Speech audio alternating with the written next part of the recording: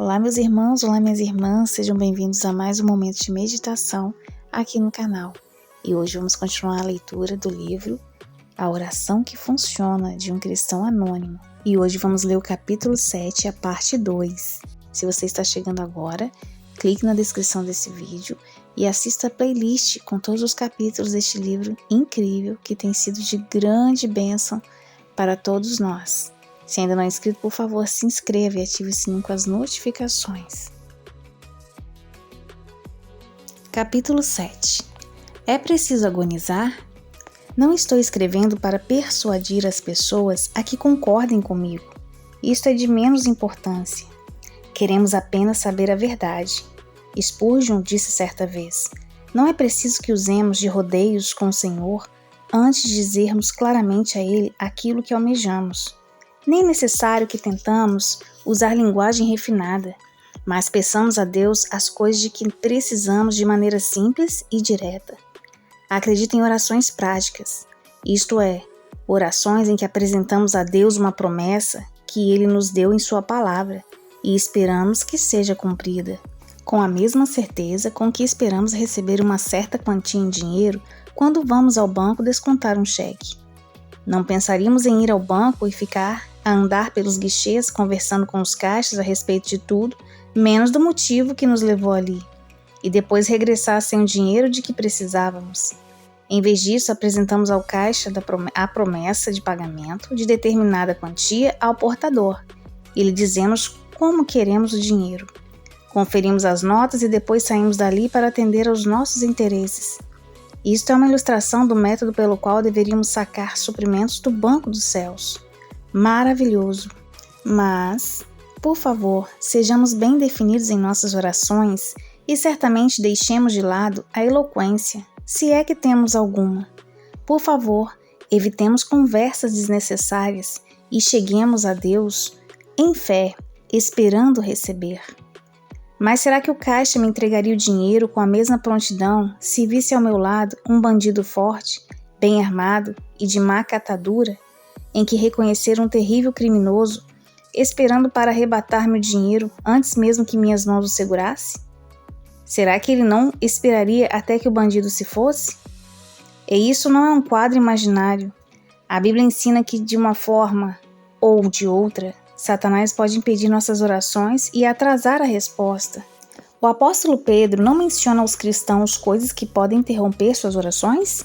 1 Pedro 3, versículo 7. Nossas orações podem ser interrompidas.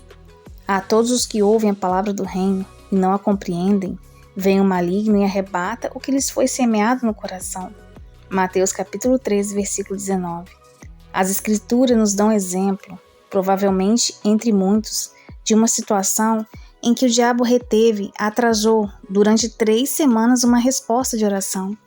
Mencionaremos isto apenas para mostrar a necessidade da oração repetida, da perseverança em oração e também para chamar a atenção para o extraordinário poder que Satanás possui. Referimos-nos a Daniel, capítulo 10, versículo 12 e 13.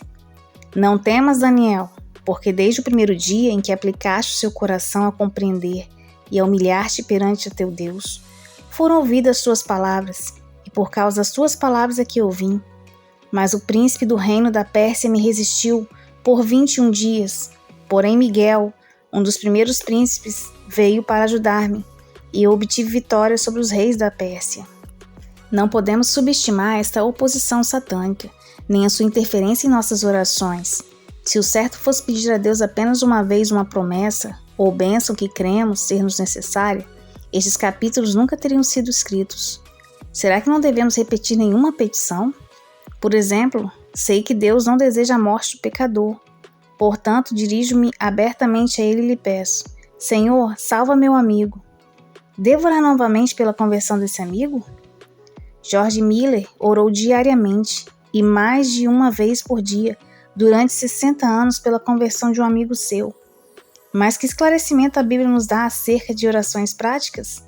O Senhor narrou 2 parábolas para ensinar a persistência e a perseverança na oração. Um homem foi à casa de um amigo à meia-noite e pediu-lhes 3 pães, e recebeu quanto precisava por causa de sua importunação ou persistência, isto é, seu desacanhamento, que é o significado literal da palavra. Lucas capítulo 11, versículo 8. A viúva que importunou o juiz iníquo, com suas contínuas idas à sua presença, conseguiu por fim a reparação solicitada. E o Senhor acrescenta: não fará Deus justiça aos seus escolhidos, que a eles clamam dia e noite, embora pareça demorado em defendê-los? Lucas capítulo 18, versículo 7. E como o Senhor Jesus se agradou da pobre mulher Ciro-fenícia, que não queria aceitar suas recusas e réplicas como a resposta final. Por causa de sua contínua petição, ele disse: ó mulher, grande é a tua fé, faça-se contigo como queres. Mateus capítulo 15, versículo 28. Nosso querido Senhor, em sua agonia no Getsêmani, achou necessário repetir sua oração. Deixando-os novamente, foi orar pela terceira vez, repetindo as mesmas palavras. Mateus capítulo 26, versículo 44. E o apóstolo Paulo, também um apóstolo da oração, pediu a Deus várias vezes para remover o espinho na carne. Por causa disso, 3 vezes pediu ao Senhor que o afastasse de mim. 2 Coríntios capítulo 12, versículo 8. Nem sempre Deus atende às nossas orações imediatamente. Às vezes não estamos preparados para receber aquela dádiva. Por vezes Ele nos diz não, a fim de dar-nos algo infinitamente melhor. Lembremos-nos também da ocasião quando Pedro estava na prisão. Se um filho seu estivesse injustamente preso, esperando ser executado a qualquer momento, você conseguiria contentar-se em orar apenas uma vez, fazer uma oração prática? Ó Deus, livra meu filho? Não é verdade que você se dedicaria à oração com muito fervor? Foi assim que a igreja orou por Pedro. Havia oração incessante a Deus por parte da igreja a favor dele. Atos capítulo 12, versículo 7. Algumas versões estrangeiras dão o oração fervorosa. O Dr. Torrey afirma que nenhuma delas tem a mesma força que a expressão grega. A palavra empregada significa literalmente extensivamente. Ela descreve a alma num esforço de intenso e fervoroso desejo. Orações intensas foram feitas em favor do apóstolo Pedro. O mesmo vocábulo foi usado pelo Senhor no Getsêmani. E, estando em agonia, orava intensamente. E aconteceu que o seu suor se tornou como gotas de sangue, caindo sobre a terra. Lucas 22, versículo 44. Havia intensidade e até agonia em sua oração. Mas e as nossas orações? Será que também somos chamados a agonizar em oração? Muitos dos prezados santos de Deus responderão: não. Eles creem que tal agonia em nós seria demonstração de falta de fé. Contudo, a maioria das experiências por que o Senhor passou devem ser vividas por nós. Fomos crucificados com Cristo e ressuscitamos com Ele. Não devemos também labutar pelas almas? Voltemos à experiência humana. Podemos deixar de agonizar por um filho amado que está vivendo em pecado? Duvido que algum crente possa ter um grande peso pelas almas, uma paixão mesmo, e não agonizar em oração. Podemos deixar de clamar como John Knox? Ó Deus, dá-me a Escócia ou eu morro. Nesse caso também a Bíblia pode orientar-nos, pois não houve sofrimento de alma e agonia na oração de Moisés, quando clamou: ora, o povo cometeu grande pecado, fazendo para si deuses de ouro. Agora, pois, perdoa-lhes o pecado, ou, se não, risca-me, peço-te do livro que escrevestes. Êxodo capítulo 32, versículo 31 e 32. E não houve agonia de coração em Paulo quando disse: porque eu mesmo desejava, outra versão diz, pediria, ser anátema, separado de Cristo por amor de meus irmãos, meus compatriotas segundo a carne. Romanos 9, versículo 13. Mas seja como for, podemos estar perfeitamente certos de que o Senhor, que chorou sobre Jerusalém e que, tendo oferecido, com forte clamor e lágrimas, orações e súplicas, não se entristecerá se nos vir chorando pelos pecadores. Antes, é possível que seu coração se alegre ao ver que agonizamos por causa do mesmo pecado que o entristeceu. Na verdade, é provável que o baixo número de conversões seja devido justamente à falta de agonia em oração. Somos informados de que Sião, antes que lhe viesse as dores, deu à luz seus filhos. Não teria sido justamente meditando nessas passagens que o apóstolo Paulo escreveu aos Gálatas: meus filhos, por quem de novo sofra as dores de parto, até ser Cristo formado em vós? Gálatas capítulo 4, versículo 19. E isso não se aplica verdadeiramente a filhos espirituais? Como nosso coração às vezes é frio, como nos entristecemos pouco pelos perdidos e ainda nos atrevemos a criticar aqueles que agonizam por causa deles. Que Deus tal não permita. Não, realmente existe o que se chama lutar em oração. Não porque Deus não esteja desejoso de atender, mas por causa da posição dos dominadores deste mundo tenebroso. Efésios 6, versículo 12. A palavra usada no sentido de luta em oração significa combate. Este combate não é travado entre nós e Deus, pois ele está em harmonia com nossos desejos.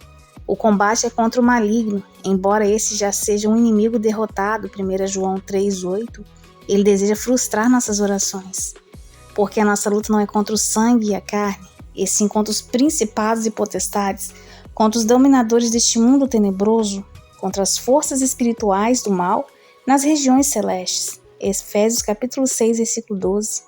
Nós também nos encontramos nessas regiões celestes em Cristo. Efésios 1, 3. E é somente em Cristo que podemos obter a vitória.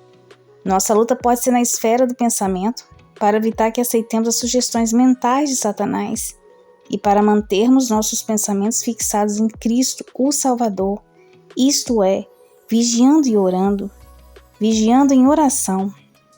Somos confortados pelo fato de que o Espírito semelhantemente nos assiste em nossa fraqueza, porque não sabemos orar como convém. Romanos 8, 26. Como ele nos assiste e nos ensina, se não pelo exemplo e por preceitos? Como é que ele ora?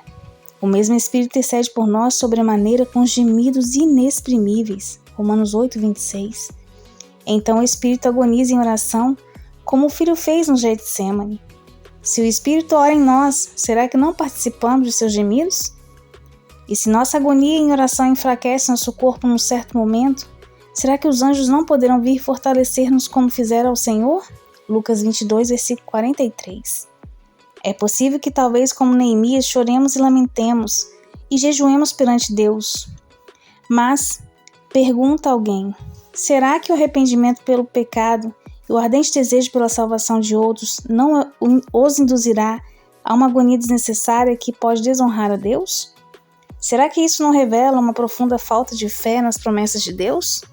Talvez sim, mas não há dúvida de que o apóstolo Paulo considerava a oração, pelo menos em alguns casos, como sendo um conflito. Romanos 15, versículo 30.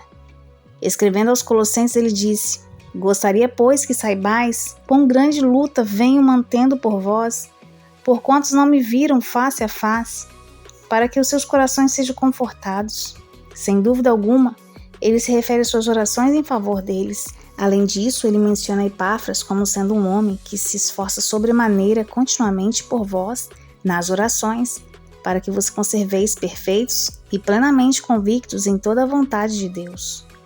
A palavra esforça tem o mesmo sentido que a palavra agoniza, o mesmo vocábulo empregado para descrever Jesus em agonia quando orava. O apóstolo diz também que Epáfras lutou muito por vós, isto é, em oração. E Paulo viu orando ali na prisão e presenciou sua luta intensa quando se entregava a um esforço longo e infatigável em favor dos colossenses. Como aquele soldado pretoriano a quem Paulo estava acorrentado, deve ter admirado e também deve ter ficado profundamente tocado ao ver aqueles homens entregues à oração. A agitação deles, suas lágrimas, as súplicas fervorosas que faziam erguendo as mãos acorrentadas, devem ter constituído uma revelação para ele. E o que ele pensaria de nossas orações hoje? Sem dúvida, Paulo falava de um hábito seu, quando instou com os crentes de Éfeso e com os outros se colocarem em oração e súplica, orando em todo o tempo no Espírito, e para isso vigiando em toda perseverança e súplica por todos os santos, e também por mim, embaixador em cadeias. Efésios 6, versículos 18 ao 20. Podemos estar certos de que isto era uma descrição de sua própria forma de orar. Então a oração encontra obstáculos que podem ser afastados pela persistência. É isto que algumas pessoas querem dizer quando falam em orar até o fim. Temos que lutar contra as maquinações de Satanás. Pode ser o cansaço físico ou a dor, ou os insistentes apelos de outros pensamentos, dúvidas ou ataques diretos das hostes satânicas da maldade.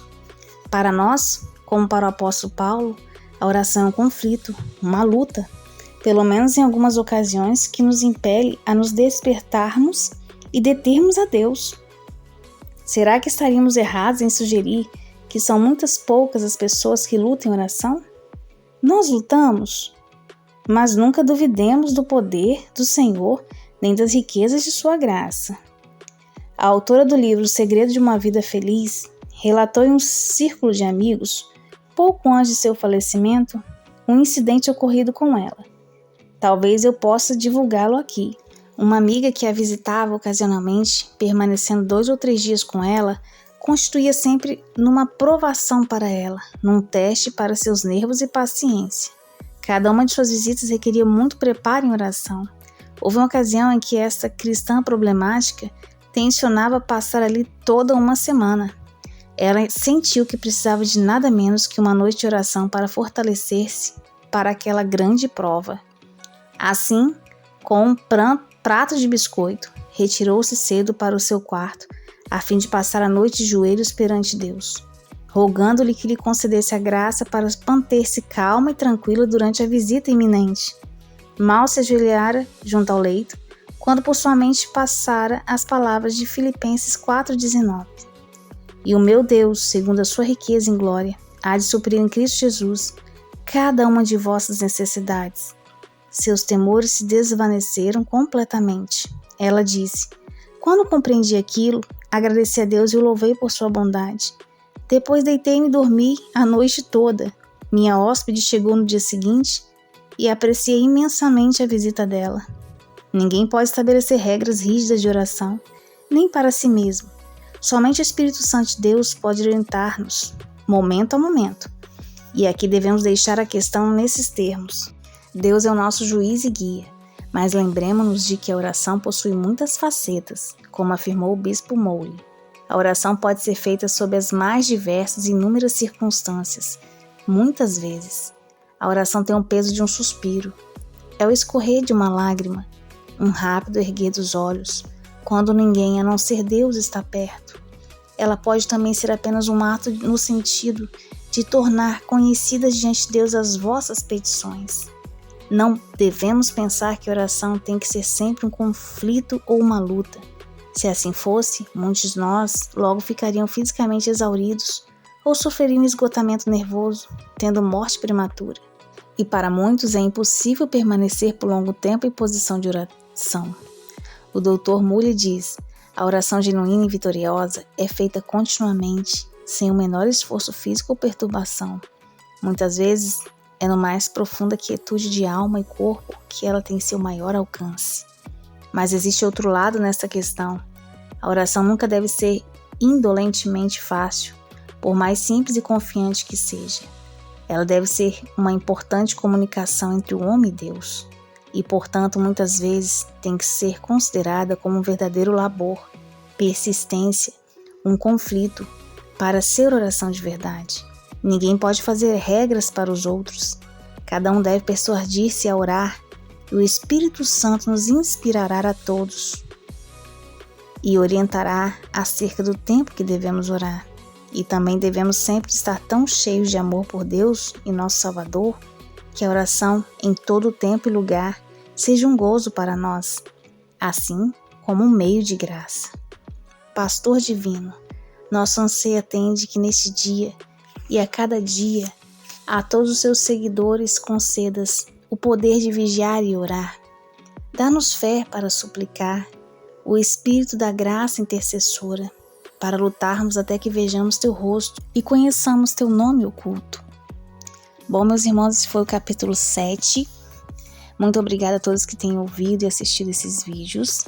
Por favor, clique na descrição desse vídeo e assista a playlist completa. Que o Espírito Santo de Deus fale melhor ao coração de cada um de vocês. Que Deus abençoe a sua vida.